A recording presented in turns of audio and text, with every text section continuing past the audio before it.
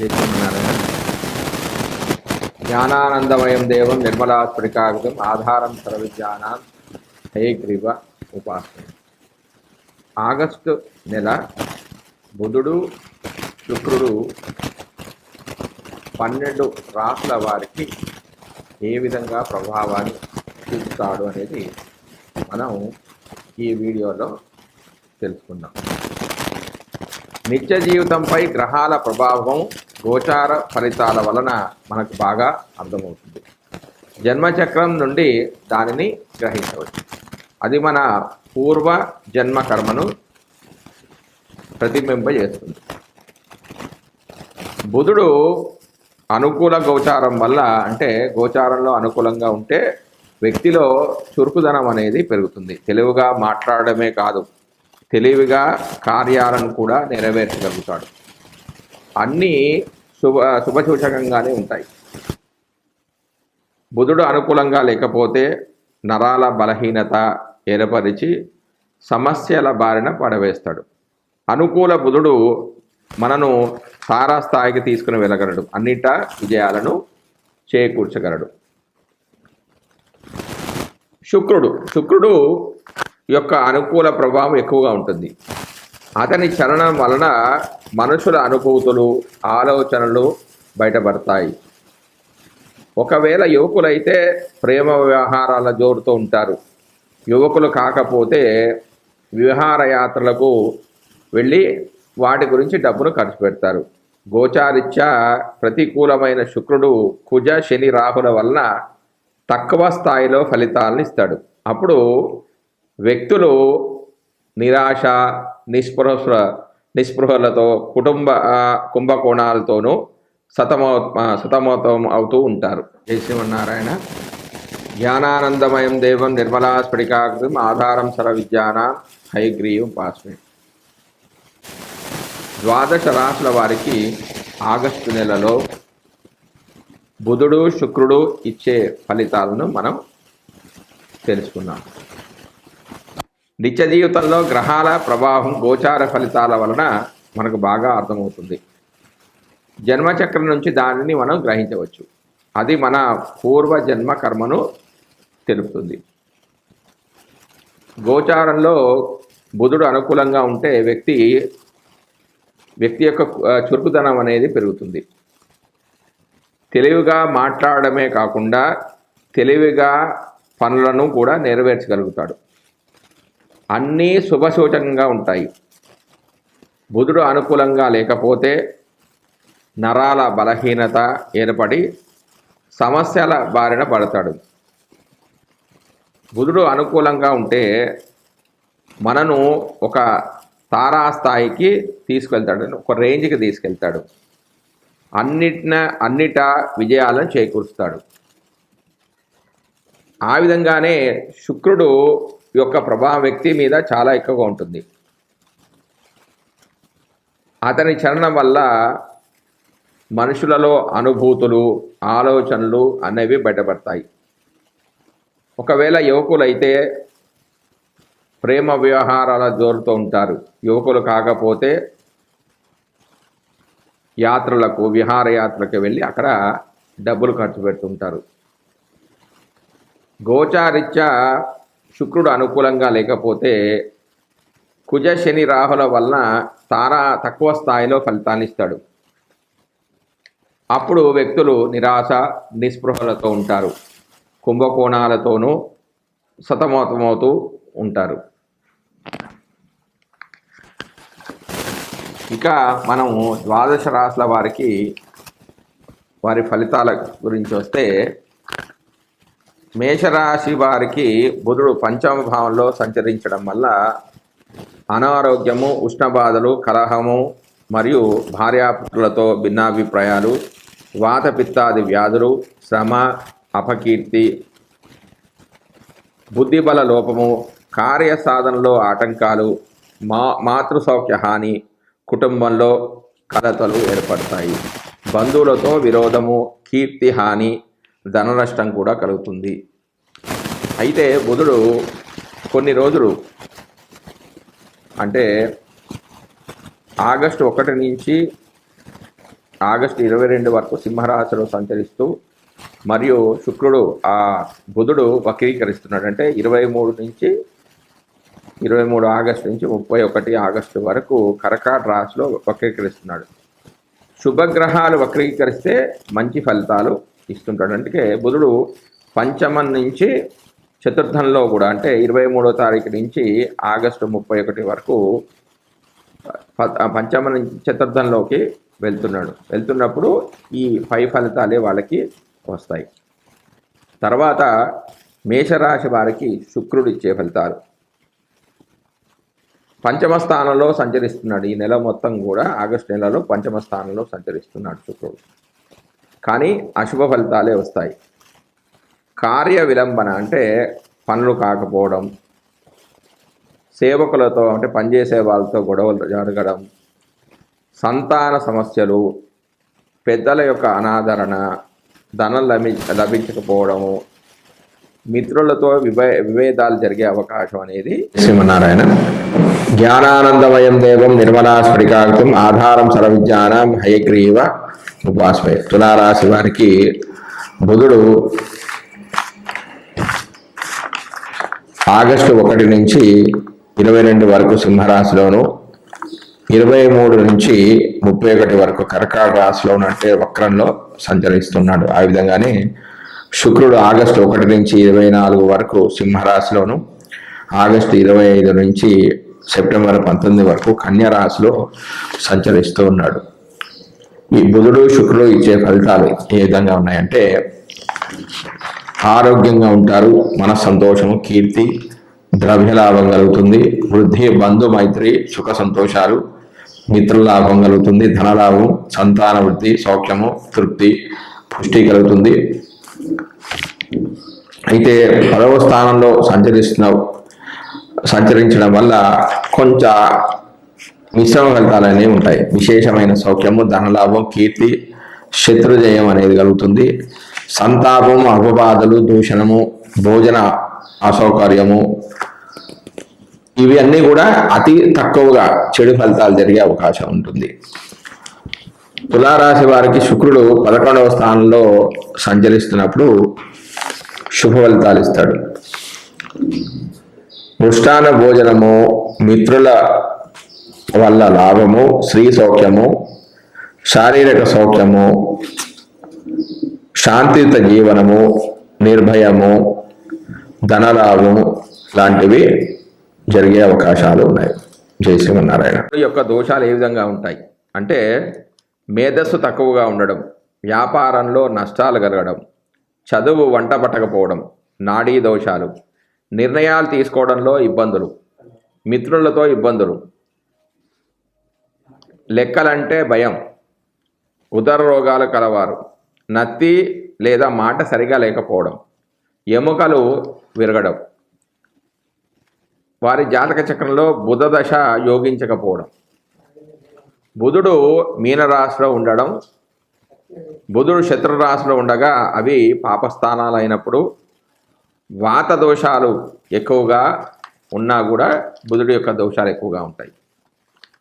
దీనికి గాను బుధుడికి చేసుకోవాల్సిన శాంతి విధానం ఏంటంటే, రోగగ్రస్తుడైన ఆ యొక్క జాతకుడిని ఒక పెద్ద రాశిలో ఒక పక్క ఉంచి మరొక పక్క పెసలు మొదలైన ధాన్యాలంటే అతనికి తగ్గట్టుగా, అతని శక్తికి తగ్గట్టుగా ధాన్యాలు ఉంచేసి, అతను ఎంతైతే బరువు తూగుతాడో అన్ని కేజీల యొక్క పెసలను ఒక పండితుడికి అంటే ఒక బ్రాహ్మడికి దానం చేస్తే బుధుడి యొక్క పీడా నివృత్తి అవుతుంది. బుధ దోషం వల్ల కలిగే రోగాలకు ఇంకా ఏం చేయాలంటే, ఉత్తరేణి బీజంతో చేయబడిన ఔషధాన్ని తీసుకుంటే గుణం అనేది కలుగుతుంది. అంటే ఆ రోగాలు అనేవి తగ్గుతాయి. ఇంకా దీనికి సంబంధించిన శాంతి విధానంలో ఏం చెప్పారంటే, కేంద్ర ఉభయ రాశుల్లో ఉన్నప్పుడు విష్ణు పూజ, కేంద్రాల్లో ఉంటే వాళ్ళ జాతకంలో 1, 4, 7, 10 స్థానాల్లో ఉన్న, ఉభయ రాశుల్లో ఉన్న అంటే బుధుడు మిథునము, కన్య, ధనస్సు, మీనరాశుల్లో ఉన్నప్పుడు విష్ణువుని పూజించుకోవాలి. స్థిర రాశిలో మొదటి 2 దెక్కాన్నాల్లో ఉంటే, స్థిర రాశులు అంటే వృషభము, కర్కాటకము, కన్య, వృశ్చికము, కుంభం, ఈ విధంగా ఈ రాశులలో ఉంటే కృష్ణుడికి పూజ చేసుకోవాలి. స్థిర రాశిలోని 3వ దేకానంలో ఉంటే 20 నుంచి 30 డిగ్రీల మధ్యలో స్థిర రాశులు అంటే వృషభము,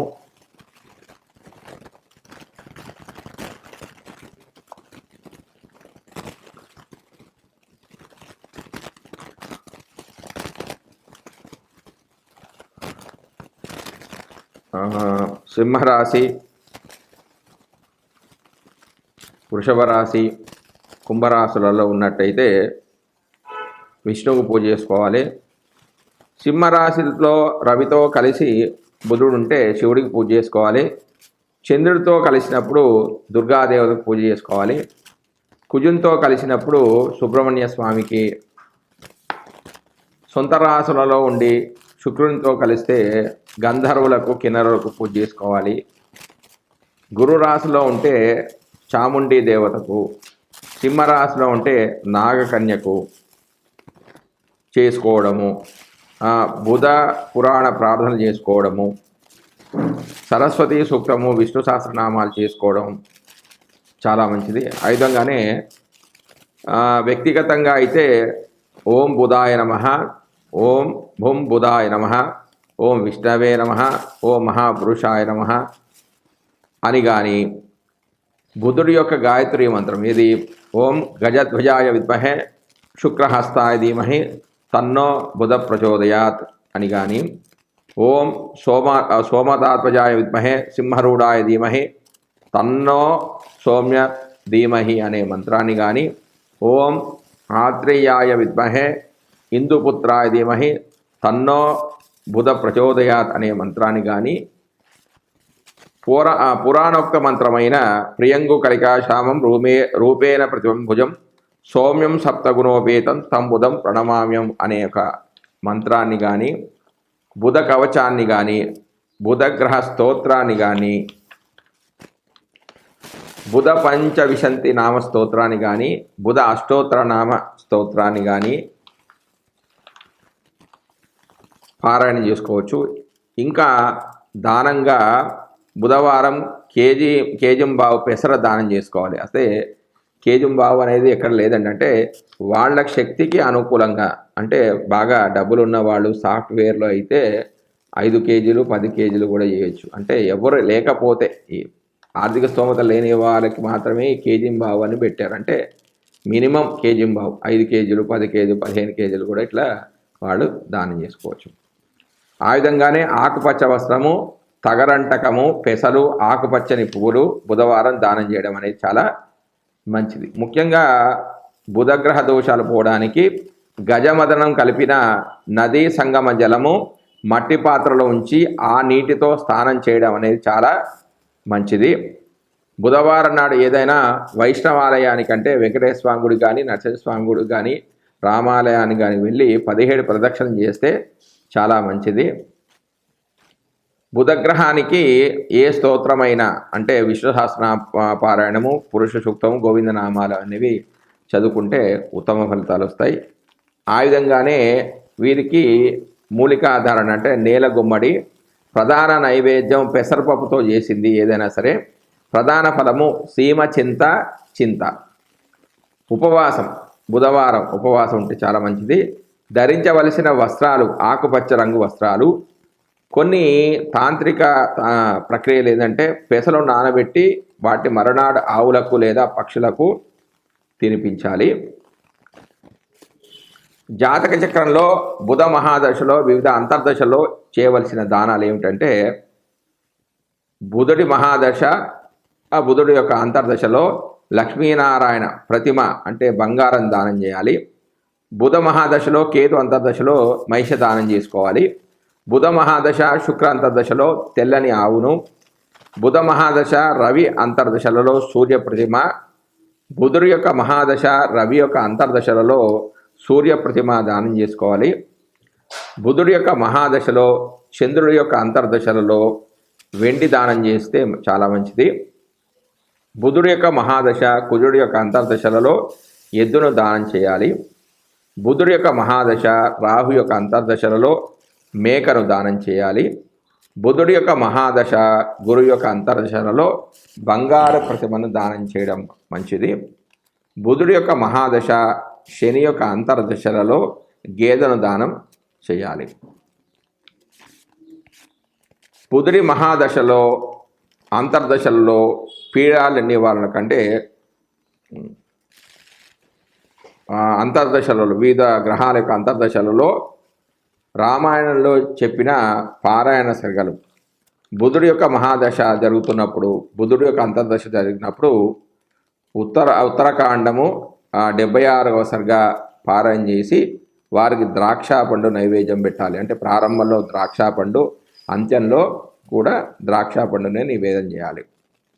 ఆ విధంగానే కేతు అంతర్దశలలో యుద్ధకాండ పారాయణం చేసుకోవాలి. 59వ సర్గ పారాయణం చేసి ఈ పారాయణ ప్రారంభంలో ద్రాక్ష పండును నైవేద్యం పెట్టాలి, అంత్యంలో కొబ్బరికాయ నైవేద్యం పెట్టుకోవాలి.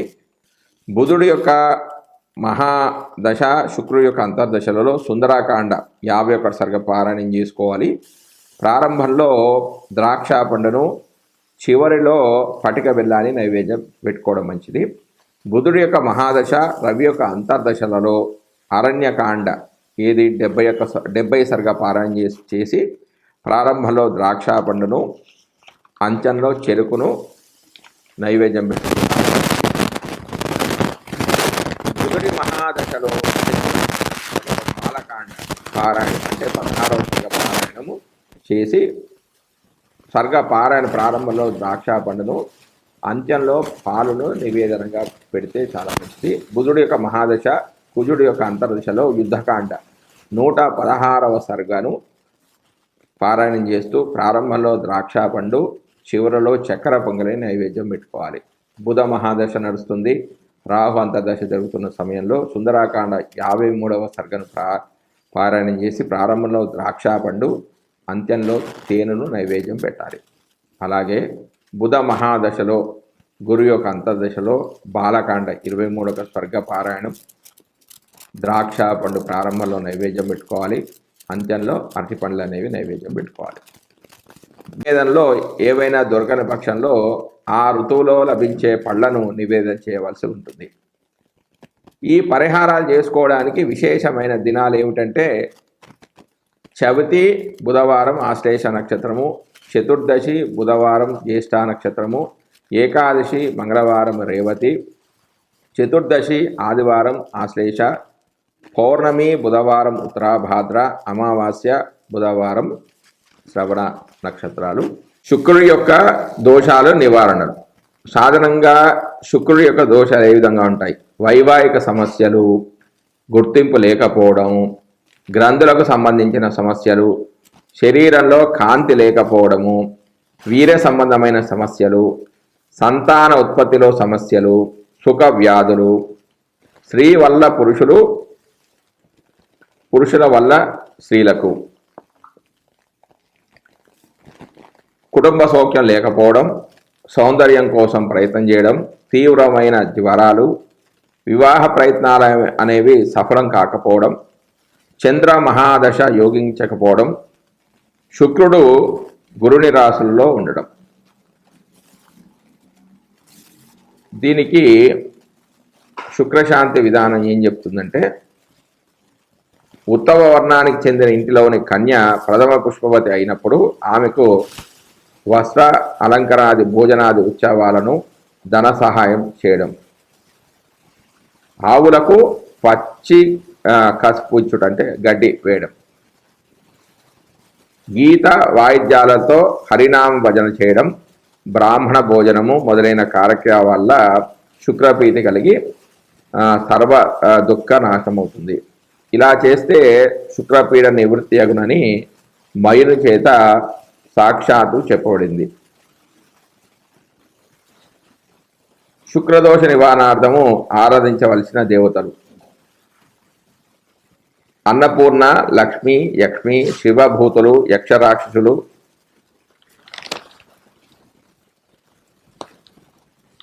సింహంలో ఉంటే యక్షి, ధనుస్సు మీనంలో ఉంటే దుర్గాదేవతకు, మకరంలో ఉంటే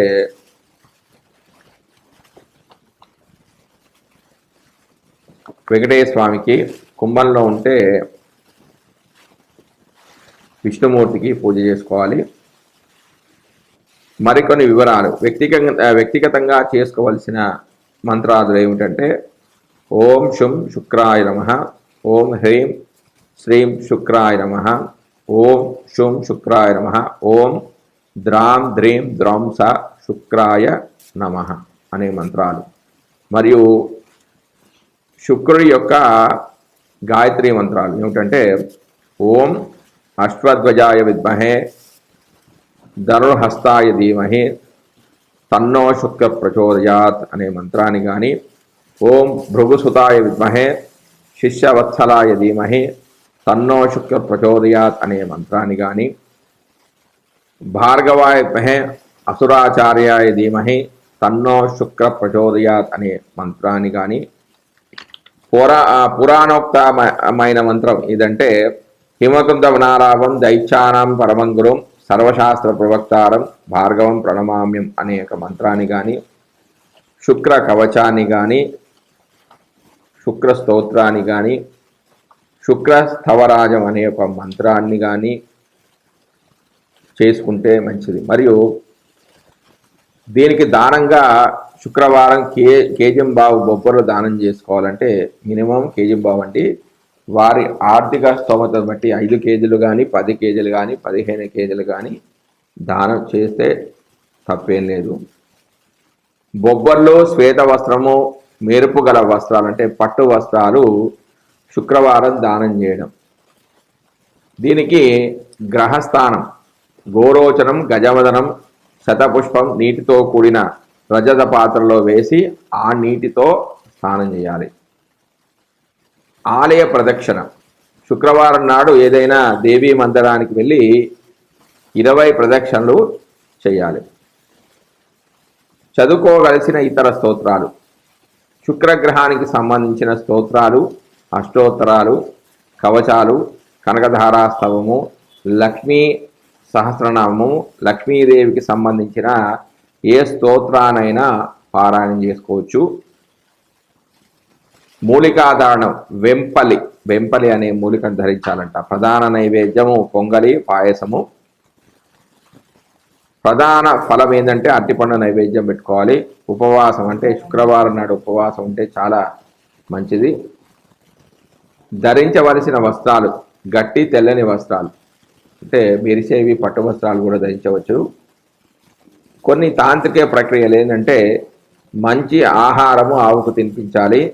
మేడి ఆకులో నెయ్యి అన్నం ఉంచి పసుపు కుంకుమ వేసి దాని చుట్టూ 3 ప్రదక్షిణ చేసి దిష్టి తీసుకొని ఆగ్నేయ వైపు స్థానంలో పెట్టి రావాలి. ఇలా 41 రోజులు చేయాలి.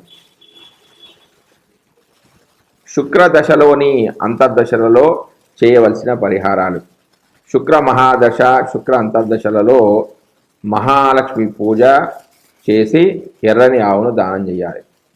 శుక్ర మహాదశ, రవి అంతర్దశలలో సూర్య నమస్కారాలు చేయాలి. ఛాగదానం చేయాలి అంటే మేకను దానం చేయాలి. శుక్ర మహాదశ, చంద్ర అంతర్దశలలో గౌరీ పూజ, లేడిని దానం చేయడం. శుక్ర మహాదశ, కుజ అంతర్దశలో సుబ్రహ్మణ్య స్వామి పూజ చేసుకోవడం, ఎద్దును దానం చేయడం. శుక్ర మహాదశ, రాహు అంతర్దశలో దుర్గా జపం చేయడం, గుమ్మడి పండును దానం చేయడం. శుక్ర మహాదశలలో గురువు యొక్క అంతర్దశలో నమక పారాయణం చేయడం, అలాగే గుమ్మడి పండును దానం చేయడం. శుక్ర మహాదశ, శని అంతర్దశలో ఈశ్వరుని యొక్క ఆరాధన, మహిషం అంటే ఒక ఎద్దును కానీ దున్నపోతును కానీ దానం చేయడం. శుక్ర మహాదశ, బుధ అంతర్దశలో విష్ణు పూజ చేసుకోవడం, లక్ష్మీనారాయణ ప్రతిమను దానం చేయడం. శుక్ర మహాదశ, కేతు అంతర్దశలలో లక్ష్మీ గణపతి పూజ చేయడం, దుర్గా ప్రతిమను దానం చేయాలి. ఇంకా శుక్ర మహాదశలో అంతర్దశలలో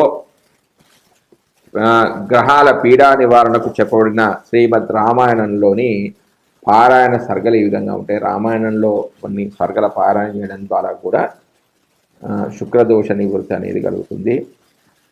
శుక్రుడి మహాదశ, శుక్రుడి అంతర్దశలలో సుందరాకాండ పారాయణం, 36వ సర్గ, పటిక బెల్లం, ప్రారంభంలోనూ కూడా అంత్యంలోనూ పటిక బెల్లాన్ని నైవేద్యం పెట్టుకోవాలి. శుక్ర మహాదశ, రవి అంతర్దశలలో ఉత్తరాకాండ పారాయణం, 67వ సర్గ పారాయణం చేయాలి.